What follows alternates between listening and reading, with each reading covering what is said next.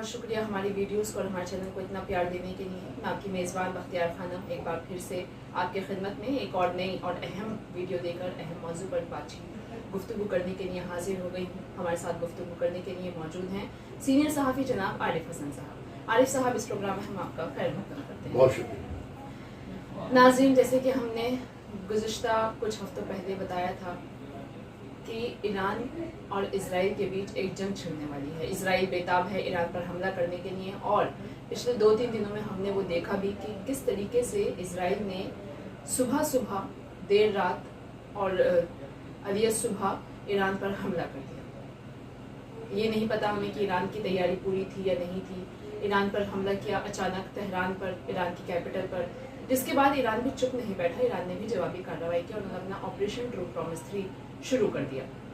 लेकिन सबसे बड़ा सवाल जो उठता है वो ये है कि आखिर इजराइल ने ईरान पर अचानक से हमला क्यों किया। हालांकि अमेरिका के साथ ईरान का बातचीत का दौर जारी था, लेकिन फिर भी उसके चलते जब अभी बातचीत का दौर चल ही रहा था, इजराइल ने आनन फानन में इतना बड़ा हमला ईरान पर क्यों किया। इसी बारे में आज हम बात करेंगे। इसी से मुतालिक दूसरे सवाल पर भी हम रोशनी डालेंगे, तफसीली गुफ्तगू करेंगे। जी आरिफ साहब, तो इजराइल ने जो आनन फानन में इतना बड़ा अटैक किया ईरान पर, वो क्यों किया? आखिर उसके पीछे की वजह क्या है? अगर आपको याद हो तो हमने जब गुज़िश्ता इसमें कुछ दिनों पहले जब वीडियो बनाया था उसमें कहा था कि किसी की ख्वाहिश नहीं है, अमेरिका भी नहीं चाहता, डोनाल्ड ट्रंप भी नहीं चाहता, या वो भी नहीं चाहते थे कि इजराइल और अमेरिका के बीच जंग छिड़ जाए या कोई इस तरह का। क्योंकि लेकिन मैंने ये भी बताया था उस वक्त, अगर आपको याद हो, हमने इस बात की प्रेडिक्शन की थी कि नेतन्याहू बेताब है जी उस पर हमला करने के लिए। उसकी कुछ वजूहात तो ये हैं, जैसे मैं 12 कहता रहा हूँ कि मजहबी वजूहात भी हैं, ज़ाती वजूहात भी हैं और इकोनॉमिकली भी। नेतन्याहू इस वक्त अपनी ज़ाती मफाद के लिए, क्योंकि अगर ये जंग बंद हो जाती, जैसे कि अभी पीछे दबाव पड़ रहा था UNGC के अंदर या सिक्योरिटी काउंसिल के अंदर, उसके ज़्यादा के जंग बंदी का जब बात हुई तो पूरी दुनिया ने थू की इस वक्त, क्योंकि अमेरिका ने उसके वीटो कर दिया और उसके अंदर यूरोपीय ममालिक जो थे वो भी बरहम होगा इस पर। अब प्रेशर इतना आ रहा था कि अगर जंग बंद होती है तो नेतन्याहू का अगला ठिकाना इजराइल की जेल होगी। अब वो इसके अंदर जो है, जहाँ तक इकोनॉमिकली उन चीज़ों को तो इस्तेमाल करेगा ही करेगा, बाद में हर आदमी करता है इकोनॉमिकली, लेकिन अब उसने जो उनके एक मजहबी मकाम जो प्रेडिक्शन है उसको भी अवाम नास तक पहुँचाने की कोशिश की है कि मैं उसके लिए भी ग्रेटर इजराइल की तरफ भी मैं बढ़ रहा हूँ इसके लिए। और उसने, जैसे कि आपने कहा अचानक हमला क्यों किया इतनी जल्दी में, उसकी एक वजह तो ये थी। दूसरी वजह एक और भी थी, इजराइल ने ईरान के ऊपर वेल प्लान हमला किया। सबसे पहले देखिए उसकी प्रॉक्सी ख़त्म की इस इलाके से उसने। हमास लगभग अब ना के बराबर रह गया, उसका जो रेसिस्टेंस है उसकी है ही नहीं है, जीरो हो गई। वहाँ पर सिर्फ एक नस्लकुशी कर रहा है। दूसरा उसने क्या किया, लेबनान को जो ईरान की प्रॉक्सी थी और ज़बरदस्त प्रॉक्सी थी, 2006 के अंदर इसी इजराइल को उसने धूल चढ़ा दी थी और आखिरकार समझौता करना पड़ा था। कितनी लंबी वो जंग चली 2006 के अंदर, उसको उसने नेस्तनाबूद किया। यमन, उसके बाद अभी यमन तो अभी खड़ा हुआ है, जैसे थोड़ा बहुत हूती जो है वो एक बचे हुए। उसके बाद उसकी एक और जो सबसे बड़ी प्रॉक्सी थी सीरिया, ठीक है, सीरिया को उसने तहवाला कर दिया। सीरिया के अंदर अमेरिकन मदद से, इन गल्फ वालों की मदद से, इनको लेकर के उसने क्या किया, इनको उसको भी ख़त्म कर दिया। अब ये ईरान की प्रॉक्सी बिल्कुल यहाँ से ख़त्म कर दी, रह दे के ना दे के जो रह गई थोड़ी बहुत हूती की रेसिस्टेंस वहाँ पर बची।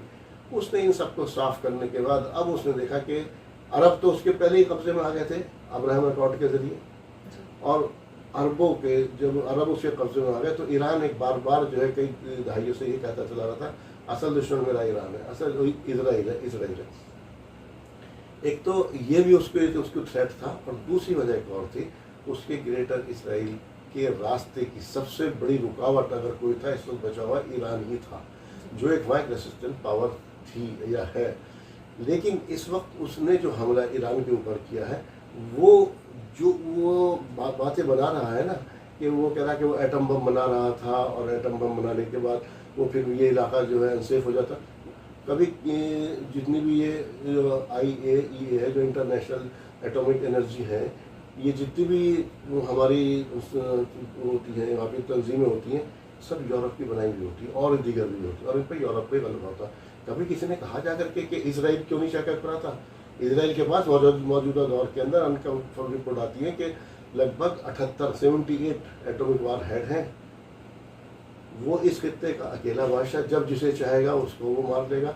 ईरान एक बचा हुआ था, अब ईरान से वो नहीं चाहता था ईरान उसको डेवलप करे, और ईरान को डेवलप करने के लिए ईरान जो है अपना एटॉमिक उसका प्लांट जो है वो बहुत ज़्यादा फैला हुआ, एक जगह पर नहीं है, पहाड़ों के अंदर है, बहुत ज़्यादा उसका फैला हुआ। उसने सडनली जो अटैक किया है इसके ऊपर, एक तो धोखे से अटैक किया, एक बात याद रखिए, जैसे कहता उसकी तो वो तो वेल प्लान था, लेकिन ईरान जो था वो गफलत में था। वो ये था कि अभी बातचीत हमारी अमेरिका के साथ जारी है और अमेरिका हमला नहीं करने देगा, वो तैयार ही नहीं था। ईरान की अपनी इंटरनल जो समझ लीजिए जो भी सिक्योरिटी है या जो खुफिया एजेंसी है, वो बिल्कुल इंटेलिजेंस फेलियर है। उसने ईरान के अंदर ड्रोन का बेस बना लिया था, ईरान के अंदर से भी हमले किए हैं उसने, आपको मालूम होना चाहिए। जब उसके ईरान ने यहाँ से जवाब देने के मिसाइल उठे या उसे जो उनको रोकने के लिए, तो उसने वहीं से उन ड्रोन से ईरान के अंदर से हमला किया। ईरान की इतनी इंटेलिजेंस फेलियर है, ईरान के पास जो इंटेलिजेंस का है, इतना फुकदान है। इस्माइल हानिया को मारा, रईसी को मारा, उनके प्रेसिडेंट को मारा। ये तो उसी वक्त से शुरू हो गया था जब जनरल कासिम सुलेमानी को बगदाद के अंदर मार दिया गया था अमेरिका ने, उसी वक्त से चीज़ें शुरू हो गई थी। लेकिन वो वहाँ से ईरान के सब्र का इम्तहान लेते रहे, सब्र का क्या इम्तहान लेते रहे। ईरान उन चीज़ों से बच करके वो किसी सूरत से चाह रहा था कि मैं ये चीज़ें डेवलप कर दूँ यहाँ पर चीज़ें इसको, और जब डेवलप हो जाएंगी चीज़ें तो, लेकिन अब क्योंकि उसकी सॉवरेंटी के ऊपर हमला हो गया, अब उसकी खुद मुख्तारी के ऊपर हमला हो गया, अब ईरान के पास इसके अलावा कोई दूसरा चारा नहीं था।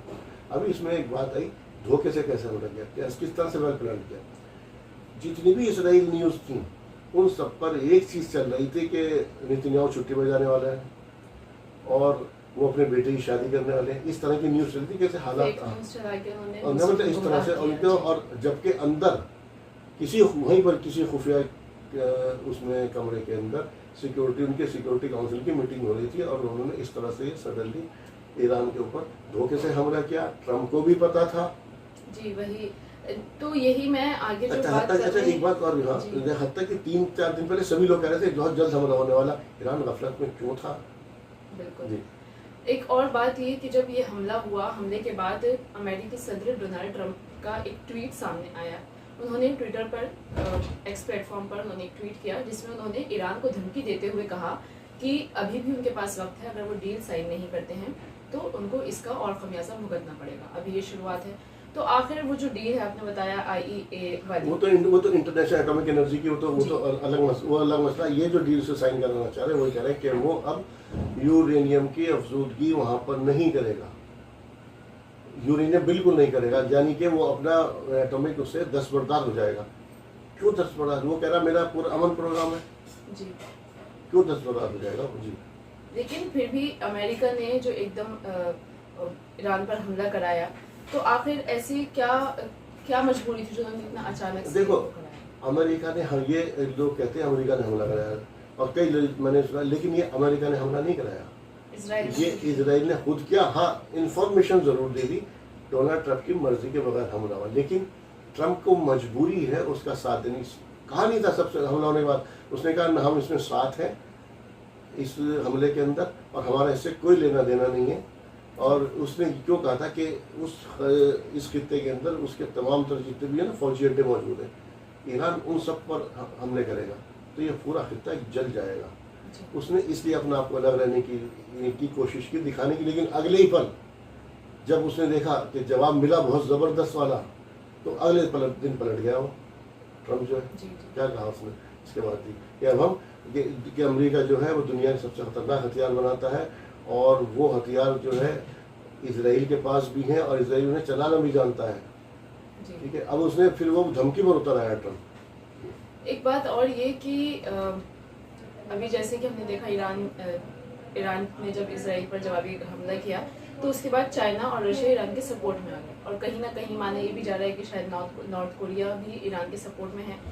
तो क्या ऐसा लगता है कि ये जो पूरी जंग है, रशिया यूक्रेन की जंग और गज़ा फ़िलिस्तीन की जंग और अब ये ईरान और इसराइल की जंग, गज़ा और इसराइल की जंग और अब ईरान और इसराइल की जंग, तो क्या ये जो पूरा मिडिल ईस्ट खित्ता है ये धीरे धीरे वर्ल्ड वॉर 3 की तरफ जा रहा है? क्या देखिए, हम ऐसा कह सकते हैं? देखिए शुरुआत तो यही है, और शुरुआत ये यहाँ से नहीं है। अगर आपको याद हो, शायद आपने उस वक्त, तो मैंने एक बार कहा था, जब जिस वक्त यूक्रेन और रूस की जंग शुरू हुई थी, उस वक्त मैंने बताया था कि ये तीसरे जंग अजीम की शुरुआत है वहाँ से, क्योंकि यूरोप वन साइड आ गया था और अभी भी जो जंग हो रही है वहाँ पर यूक्रेन वर्सेस जो चली है, पूरा यूरोप और अमेरिका वर्सेस रूस चली है। शुरुआत तो वहीं से हो गई थी। अब ये Aahista Aahista one by one इसके अंदर बढ़ते चले जा रहे हैं। इसी के अंदर अब देखो, आपने अभी रूस और चाइना का नाम लिया। इस वक्त रूस और चाइना, रूस उलझा हुआ है यूक्रेन में, वो उसे पूरी तरह सपोर्ट नहीं कर सकता, हालांकि उसका डिफेंस समझौता हुआ है कि हम आपको, ईरान ने उससे डिफेंस समझौता माहदा किया है और उसने ये माहदा किया है उससे कि हम तुम्हें मिलिट्री या वैसे साजो सामान के साथ तुम्हें इमदाद करेंगे तुम्हारी। दूसरी तरफ सबसे बड़ी बात है इस वक्त देखने की, जो आप दूसरा नाम लिया चाइना। चाइना एक बिग पावर है इसके अंदर। इसमें अब चाइना का खेल यहाँ पर, क्योंकि चाइना के साथ वो कंडीशन हो गई कि करो या मरो। अगर चाइना का वजूद या चाइना का जो स्टेटस है, उसका हिंदी में अगर लफ्ज़ इस्तेमाल करूँ कि इसे कहते हैं वर्चस्व या सुपरमेसी जो है, जो उसने अभी अमेरिका के साथ जो अभी टैरिफ आया था उस जंग के अंदर एक हासिल किया और अमेरिका को पीछे हटना पड़ा, उसने अपनी बर्तरी शो की। अगर चाइना ने यहाँ पर नहीं करता है, चाइना की मजबूरी है मिलिट्री सपोर्ट करना यहाँ पर उसको आकर के उस, और इतना क्लियर स्टैंड कभी चाइना का आया ही नहीं जितना इस वक्त मौजूदा दौर के अंदर चाइना का क्लियर स्टेटमेंट आया कि हमारे वहाँ 2 फैक्ट्री है, अगर उसको कुछ हुआ तो फिर हम देखेंगे इसराइल को, और इसराइल को उसने खबरदार किया है चाइना ने। और चाइना का ये भी है कि चाइना की कंडीशन, अगर ज़रूरत पड़ी तो मिलिट्री भी इसे सपोर्ट करना पड़ेगा, और जब वो सपोर्ट करेगा तो अमेरिका भी आएगा। अगर वो भी नहीं करे, क्योंकि अगर ईरान को, जैसे ईरान में अभी हाइफा शहर उनका ये एक ऐसा शहर है हाइफा, जैसे हमारे यहाँ बॉम्बे की हैसियत है, हमारे यहाँ इकोनॉमिक कैपिटल कहलाता है वो बॉम्बे, यही उसकी कंडीशन है हाइफा। और उसने अभी हाइफा को जो हमले किए हैं, ऐसे ताबड़तोड़ हमले किए, उसकी ऑयल जो रिफाइनरी उसके ऊपर हमला कर, उसके अंदर वो धधक रही है। यानी कि इजराइल जो है, समझिए कि वो खुद कह रहा है कि मेरे 10 लोग मारे गए, 100 से ज़्यादा जख्मी है। इजराइल, इसके अंदर इंफॉर्मेशन डिसइंफॉर्मेशन जो चलती है, इजराइल की तरफ से जो खबरें आती हैं, अगर इजराइल 10 कह रहा तो, और जो आज़ाद ज़राए जो हैं, जिसको हम आज़ाद ज़राए मानते हैं, ये लोग जो है चाहे BBC हो या और दीगर जो ज़राए हैं, ये उसको 20-30 कर देंगे, तो ये समझिए वो 100 है। तो अभी इंफॉर्मेशन इंफॉर्मेशन कितना किसको सही है, किसको कितना नुकसान पहुंचा, लेकिन अगर इजराइल ने कहा 10 है तो उसको आप मान लीजिए बहुत बड़ी तादाद है। 100 इंजर्ड को कह रहा तो समझिए बहुत बड़ी तादाद है इसके लिए। तो इजराइल को अब जो खातिर खा नुकसान होना शुरू हुआ है, अभी तक तो वो गजा के अंदर दंदन आ रहा था, वहाँ तो कुछ था ही नहीं, गए सीधे गए F-16 और ये आपके F-35 F-35। अब यहाँ पर जैसे ही खबरें आ रही हैं F-35 भी गिरे हैं, जो गैर मुसद्दक़ खबरें हैं, और अगर ऐसा है तो उसको बहुत बड़ा नुकसान पहुंची। अब यूरोप को सोचना होगा, इसके अंदर हम किसी वक्त आएंगे तो यूरोप के दौरे मियार की भी बात करेंगे इसके अंदर। तो जंग ये अब शुरू हुई थी यूक्रेन और रूस से, और जो बढ़ते बढ़ते ये तीसरी जंग अजीम की शुरुआत वहाँ से हुई थी। अभी ये वल्लाह किस जगह जा करके रुक गई, ये तो खैर गैब का इल्म तो अल्लाह ताला जानता, हम तो इसके बारे में नहीं कह सकते। हम तो एक अंदाजे ही लगा सकते हैं इसके बारे में। जंग किसी सॉल्यूशन का हल नहीं है, आपको टेबल पर ही बैठना पड़ेगा, और आपको इसके लिए, वरना तो इसी तरह से एक दूसरे के साथ होता क्या है, इस तरह से मिलते चले जाएंगे, जुड़ते चले जाएंगे, और फिर एक बड़ी जंग के अंदर जब 2 हिस्सों में दुनिया बढ़ जाएगी तो एक बड़ी जंग का आगाज़ हो ही जाएगा। तो अभी जैसे कि हमने देखा कि इजराइल ने ईरान पर जब हमला किया तो ईरान में कुछ नुकसान हुआ, लेकिन ईरान ने जवाबी कार्रवाई करते हुए इजराइल के कई शहरों को बर्बाद कर दिया, तहस नहस कर दिया। और ईरान ने जब इजराइल पर हमला किया तो बहुत सारी जगहों पर खुशी का माहौल भी देखने को मिला।